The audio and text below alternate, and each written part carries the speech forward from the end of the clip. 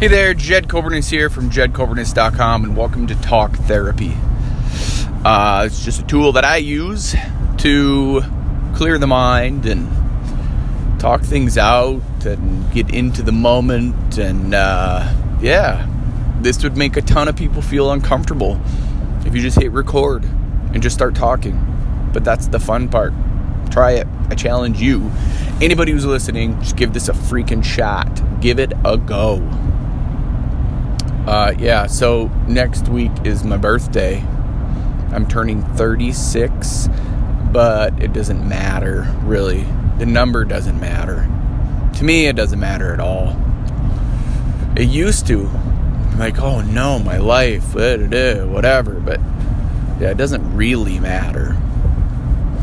The number isn't even relevant, right? Like 0. And it's just fun to celebrate life. I go onto Facebook every single day to look at whose birthday it is and wish them a happy birthday. Just because you just never know who isn't gonna get just a ton of love on that day. And that's why I do it. And I feel really, really, really bad when I miss it, or like if I miss it. I don't miss a day to wish somebody a happy birthday because it is their day. It is their day that they became them. That one life's experience. That's their entry into this world. So that's pretty fun. But the number is irrelevant. This lifetime into the next, into the next, into the next.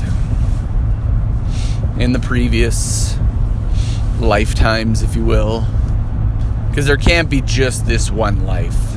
Yes, you get one life at this experience, at this name of Jed Coburness, right? There's got to be more to it. Or there isn't, right? And that's okay.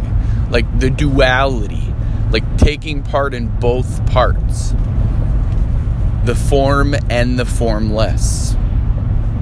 This book, Letters from 500, man, I encourage everybody to start reading it. Like, it is such an enlightening experience. It challenges your mind, it challenges your faith, it challenges everything in such a powerful way. And it's not like it sound like it would go against religion, because it challenges my faith in such a solid, awesome way to stay true to myself. And you can't tell me that anything in the Bible tells you not to do that. Or maybe you can, whatever. But that's the fun part of life. You just never freaking know what's going to happen. To me, that is incredible. I don't know what's going to happen today, and I love it. Is it going to be a great day? Sure. Is it going to be the opposite of a great day? Sure. I don't know. What's a great day? I consider anything past, like me waking up, breathing, moving independently, a win. Like, there isn't much more that's better. Like, I expect that whatever is beating my heart will always have my back. And that is my faith within myself. Now, this morning, like, I'm noticing right away that I woke up, changed my alarm time, because I wake up an hour earlier than what I need to actually do, because then I'm out the door in about a half hour. But I wake up an hour earlier. Now, at the beginning of this year, so we just got into February, so put a little timestamp on this thing. At the beginning of this year, man, I was like hour early, go, wake up, feet on the floor, hit the floor running. And now not so much, right? Like the alarm goes off and it happens, right? I'm like, oh, I'm going to hit snooze. Snooze is such a dangerous thing for your mind, for your body. Because then you sit there and you mess with your rhythms. That alarm button or that alarm goes off, you get up, hit the floor, get those feet on the floor and start running. That's it. You just go nuts. But if you hit that snooze button, it all spirals down. It does not help you. Whoever created that snooze button's just a pile. Because that sucks. It does not do anything for you. I'm here to tell you that. It messes with your brain waves. And, man, I've noticed way that sound since I've started again hitting that snooze button. Like, 2 days this week I remember not hitting the snooze button. And those were good days. And not that any of these were bad days, but you can just tell. You can just tell. At least I can. That snooze button does nothing good for you. You delay your day. You really do. You delay it. You're basically telling yourself, no, I don't want to live today. I don't want to live at this moment. I'm going to wait for other moments. No. That alarm goes off. Sit up. Like, my phone is a solid 3 feet away, and I have to get up to turn it off or switch the time. But, man, it is sometimes it sucks, right? That's where gratitude comes in,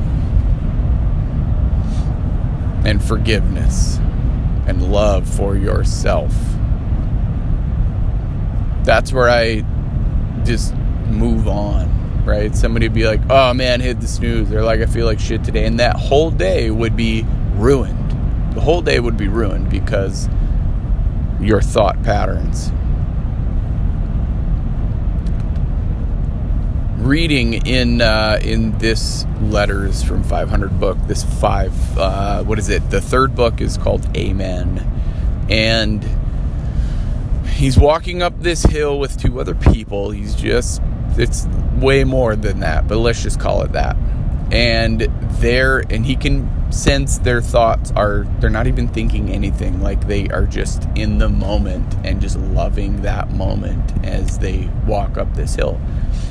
And all of a sudden he's like, whoa, they're not thinking anything at all. Okay, let me try that. It's getting 100% in the moment. And that's why I do this every day. That's why I record. Like, some days I'm like, ugh, all right, I'll just do it. But those are the days I really need it. And there's other days where I'm like, I'm going to hit record and whatever comes out, that's great. But this is so crazy because it stops the thoughts from just running. Like, oh no, this isn't doing anything, or this day sucks, or this day's great. Doesn't matter what thought it is. It's just what it is, right? Like, that's where I'm at. It hit me yesterday where I'm like, everything that I do right now is intentional action. Like, intentional. Every moment. If not, you fall from grace, and that's okay too. Noticing. But it's in our head, man. Like, the projection is what we're seeing and doing and feeling and experiencing. But it starts within us. Even deeper than our head, right? Like, it starts in our heart. That's also what I'm learning. Like, what's in your heart? It starts there. Think about it. Say it. Write it. Do it. Thinking to doing to being. Those are the three things that people really can't get past some days. Thinking to doing to being. Like driving a car.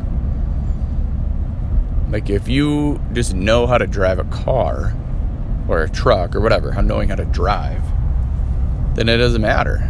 Like you are a person who's being able how to drive a vehicle. Working out every day, you are a person who is able and being. You are being a person that works out every single day of your life. Yeah.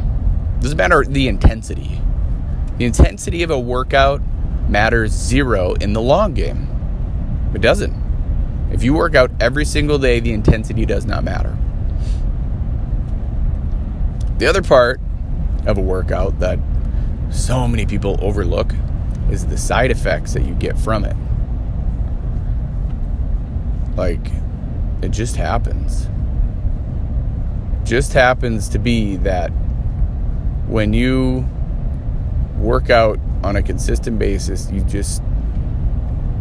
you can either let that become another piece that you fall from grace for, or you can intentionally do it with gratification. And then you can let it affect the rest of your life in such a positive way. I mean, I've been working out for over 3 years straight, which is nothing. Like 3 years is poof, gone. Poof, nothing, right? And you can either let it affect you or not. You can just let it be another thing that, well, you know, of course I just work out every day, whatever. Or you can really appreciate it and go, yeah, I do work out every day. And because I put in that work, there are other parts of my life that have changed. And I'm going to notice that and appreciate it and work on that. That's what I challenge you to do today. I'm talking to myself with that, but I'm going to challenge myself and you to do that. So share this with somebody who needs to hear it, please. I like to say please and thank you. Thank you for listening. Like, comment, subscribe, share, all those fun buttons. And as always, if you're willing to change from the neck up, then you will change from the neck down. I believe in you. Now it's your turn to start believing in yourself. Stay safe out there. Be blessed. Bye for now.